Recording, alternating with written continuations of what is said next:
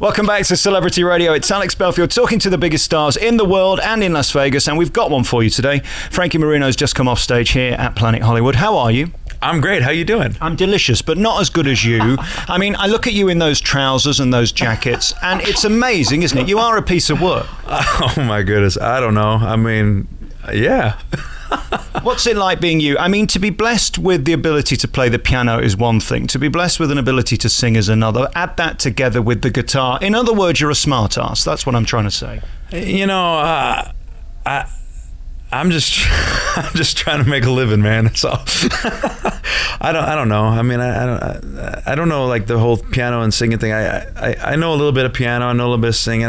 It's more about just going out there and having a good time, you know? I was thinking of how to describe you, and I was thinking of Elvis and Sinatra and Rod Stewart and Elton, and all these people are showmen, and there aren't many left, and you are one of them. In the world greats, you're up there. You're phenomenally captivating, and this is the only serious compliment I'm going to give you, but well done. What you have created in your act is so remarkable. Oh, I appreciate that. You know, I mean, It's a weird time in music because, I mean, record labels are shot out now. I mean, like it's just a weird time in music. And for me, I grew up studying music, you know, studying piano and Mozart and Beethoven and Franz Liszt and classical music. And I always loved all the old rock and roll stuff. And then I started watching all the Vegas performers, and I came out here and I moved out to Vegas, and I just didn't see that happening. I'm like, well, where is all this I've been reading about?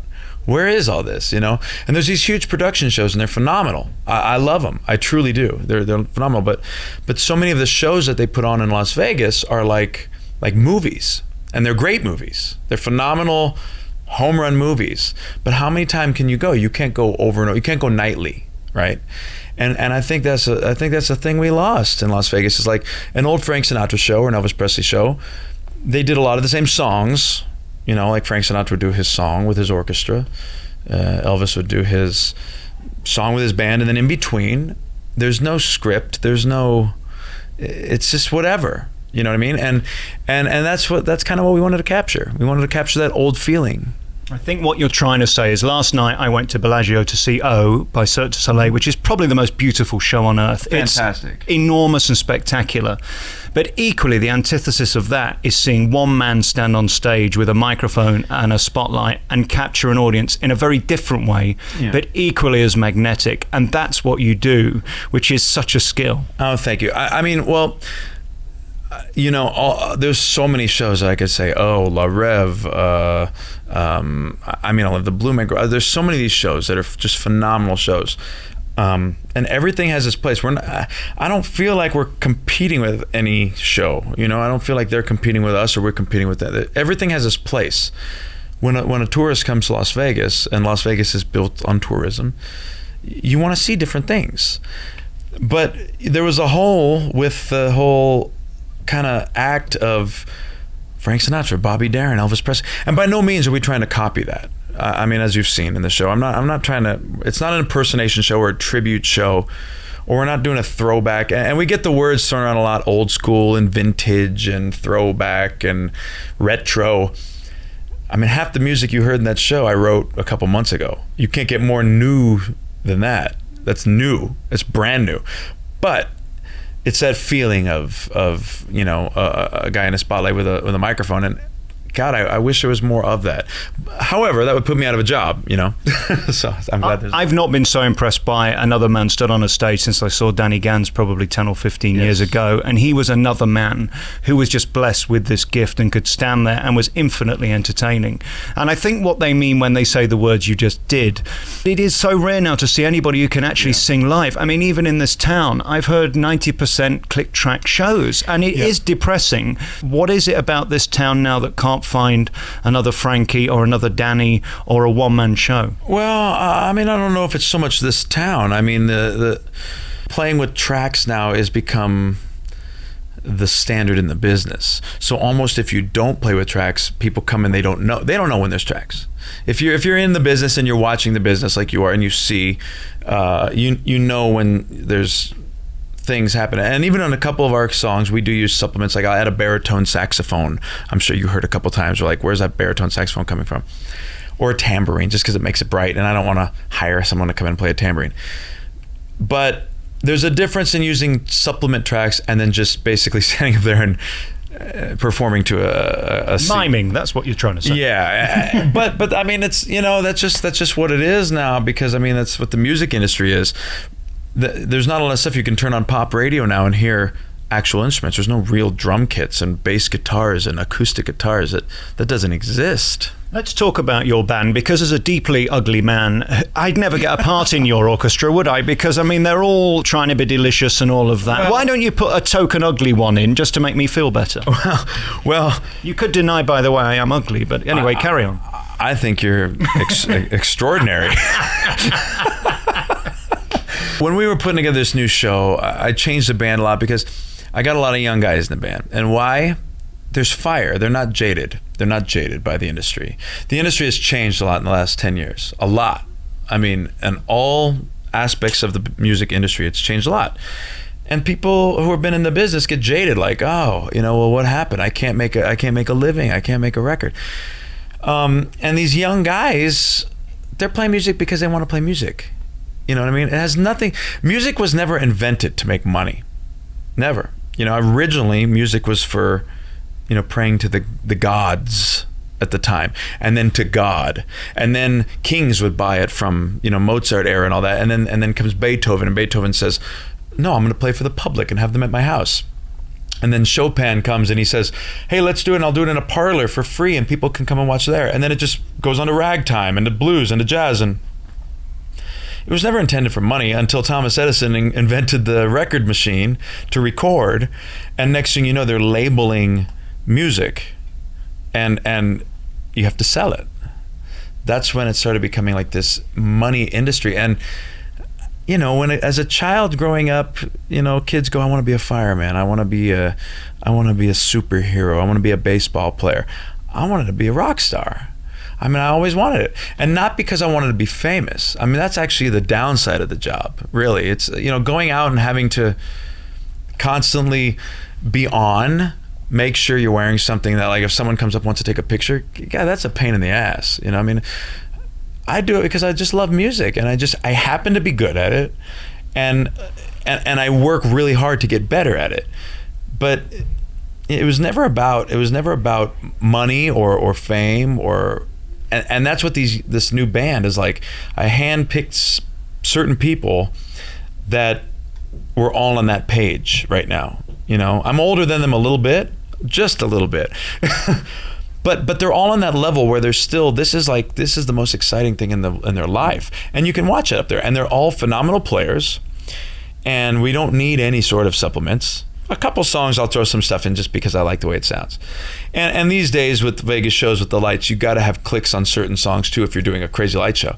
But that's why I purposely, every 3 or 4 songs, as you notice, just me and a piano or just an acoustic set, just to show you, like, we're playing music. We're not pantomiming up here. You keep talking about Beethoven and Mozart and Chopin. I mean, they were composers. I suppose now they're dead, they're decomposers. I'll leave it. Oh, no. I'll leave it with you. I'm going to tweet that. That's a good tweet. You know, when I sat there tonight watching your show, it is not only magical musically, but the visual of it is so splendid that you've put a lot of time and effort into that. And the light show you mentioned earlier is spectacular. And again, as you say, when you go to those moments just on the piano and you, it is utterly beautiful. You know, we were on tour for the last year and a half before we started here, and I was doing a lot of symphony shows. I truly love, I mean, classical music is I refer everything I write to that. The way, not the sound of the, you know, a lot of people hate classical music. A lot of people only listen to classical music, whatever. Music's music. And if you're going to call yourself a musician, you should know all music. You know, you can't call yourself a journalist or a chef or a doctor and only be a doctor and only work on arms. I broke my knee. I do arms. Like, oh, I'm a musician. What do you play? I play country guitar. Well, what about rock and roll music? Or what about classical or jazz? That's not my thing.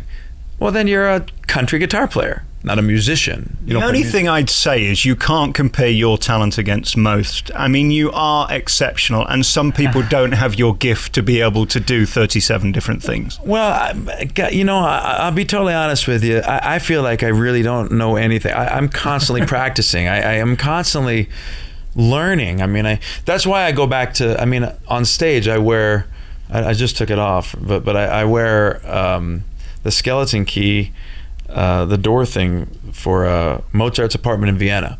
I wear that around my neck. I'm a huge fan of that. And it just reminds me, you can see all the art in this room is classical type art. It just reminds me of that whole theory of where they weren't doing it to make a dollar. They weren't doing it to make people scream. They were doing it for the art. And music's an art. Cooking's an art. Sculpting is an art. And the whole point is there's, once you, it's that old saying, you ever heard, when you're green, you grow, and when you're ripe, you rot. Yeah. If you're not still learning, you're done. Yeah. You know, I don't want to be at a point where someone goes, man, you have mastered that. If I've mastered that, we won't be talking anymore. How do you put a show together like this? Because you opened only a few weeks ago, and it looks like you've been here for years. You've spent your life preparing for this, and you can tell. You know, it's funny because, like, in the last 2 days, I've had that same question like 3 times, put different ways. Like, how do you prepare for this situation? If you look at it like this, if you haven't seen a friend of yours in a long time, and they get a 2-year-old child, and then you see your friend, 5 years later, your friend looks the same. He's 45 years old, now he's 48 years old, whatever, right? He looks the same. The 2-year-old child is now older. Oh my God, how'd this kid get so big? He's talking, and then you see him 5 years later, oh my God, now he's a teenager, right? The kid doesn't think of it that way. Right. So it's the same thing for me. Like, I've always just looked at like, just trying to get better, just trying to like I said, I don't pay attention to even what's going on out there. Everybody's got their place, and all I'm trying to do is just improve what I'm doing and add and subtract the stuff I don't need. I can't remember the last time I saw you, 3 years, 2 years. And so we've advanced a lot. But in that time, for me, it's just been a growth, so you just see the next step. But yeah, it's just a growth, and I don't really have an end game to this. It's just moving forward. What's lovely about you too, and you mentioned the greats earlier, the Sinatras who could stand on stage with such ease. When did you get to that point where you could stand there and not be fazed by this one snoring in the corner, or this one going to the loo, or this one dropping their drink on the floor, or the lady looking in a handbag? Because it can put you off. That's just the whiskey. I mean, I don't. Once I have a couple shots, I could give a shit. No. You know what it is? I played a lot of bars. Like, I mean, I started playing bars when I was 10 years old. I did Star Search when I was 10 years old, and I went out and did a whole bunch of stuff in Hollywood and did cruise ships. And at 11, 12, 13 years old, I was playing bars. And I'd come in from the kitchen and I'd play 4 hours. And on my breaks, I had to sit in the kitchen. All my band was 40-year-old guys. And I'd sit in the kitchen, and that was my life. And then I'd go to school in the morning. And I had, maybe B's at best at school, and I failed music classes because the music classes was at 7 a.m. and I couldn't make it in time. So I was late, so I got F's because I was always late. But then they'd send me out, like in high school, they'd send me out, and I was doing all the jazz competitions at the jazz band in school and winning all these awards as a jazz pianist, but still failing the class because I was late, because I was out late playing bars. And I'd play bars, and bars are 4 hours a night, and bars are not people who come to watch you sing.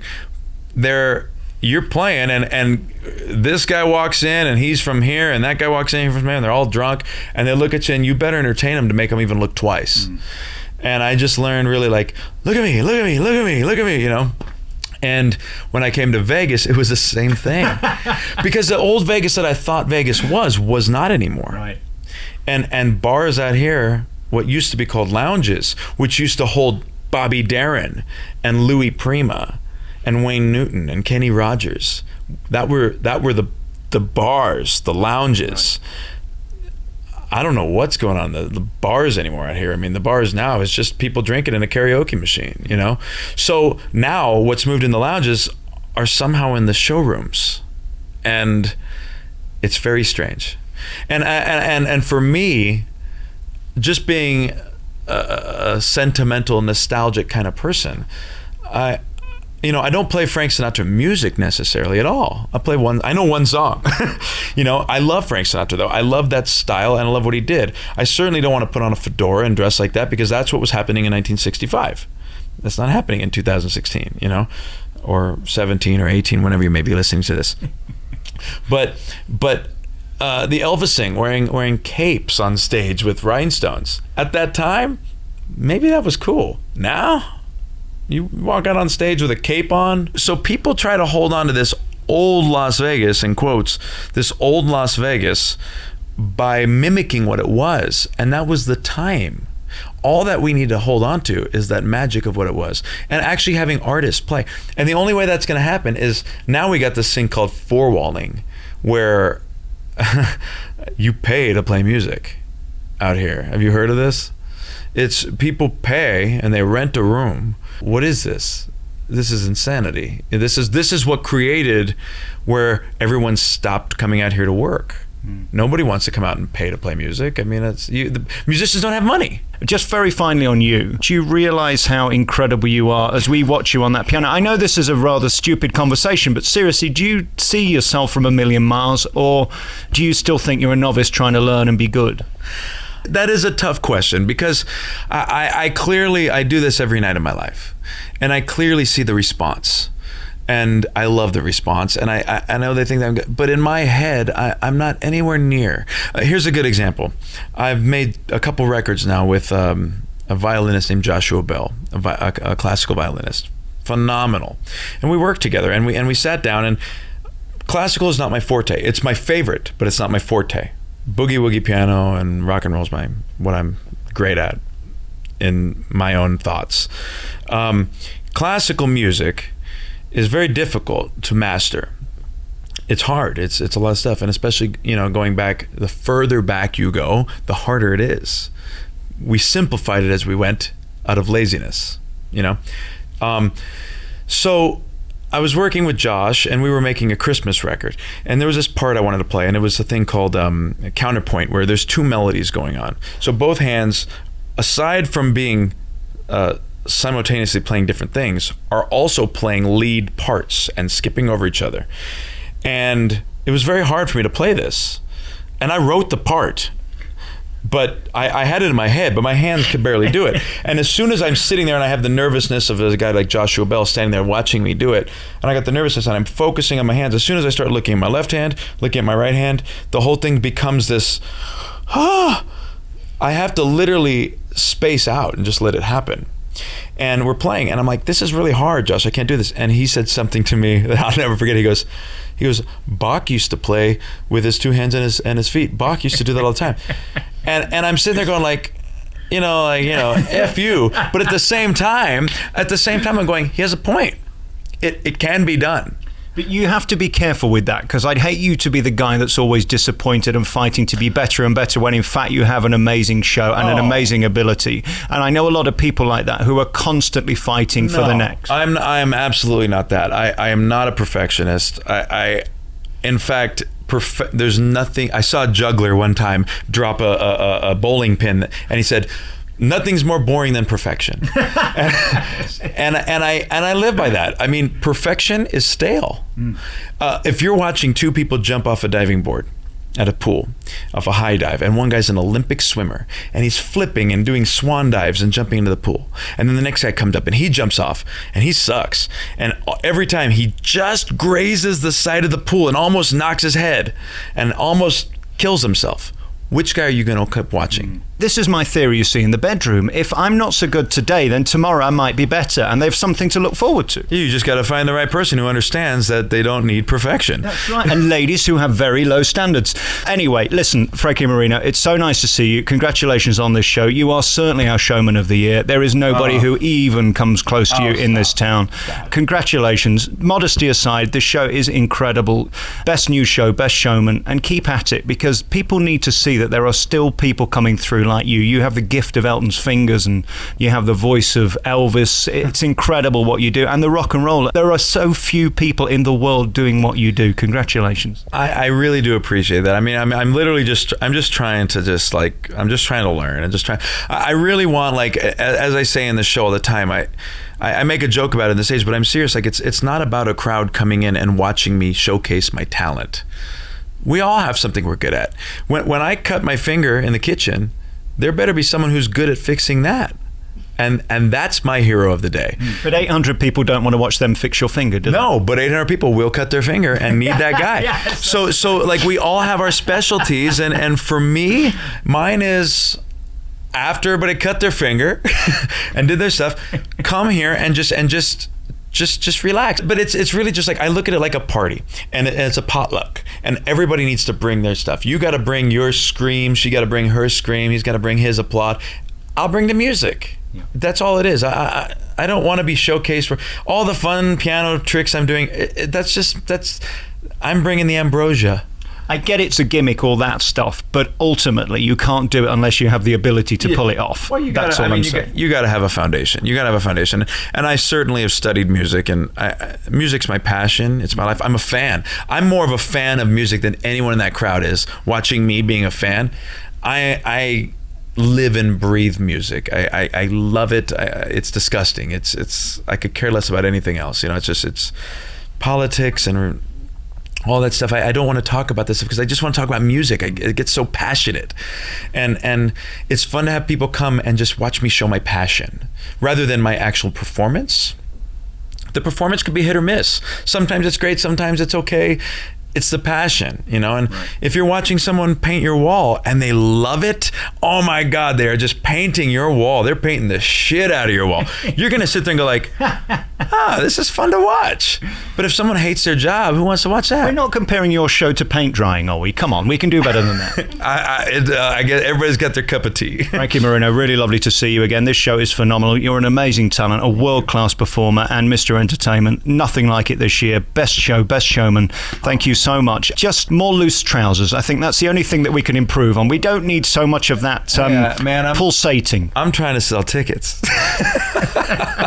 I tried it on stage once, and all I did was remind ladies to get button mushrooms for the omelette. It was embarrassing. I'll leave it with you. Frankie Moreno, great to talk to you. The home is at Planet Hollywood. You can see him every night at 9 o'clock. Really great to talk to you. Congratulations. It's great to see you again, man. I appreciate that very much. Thank you.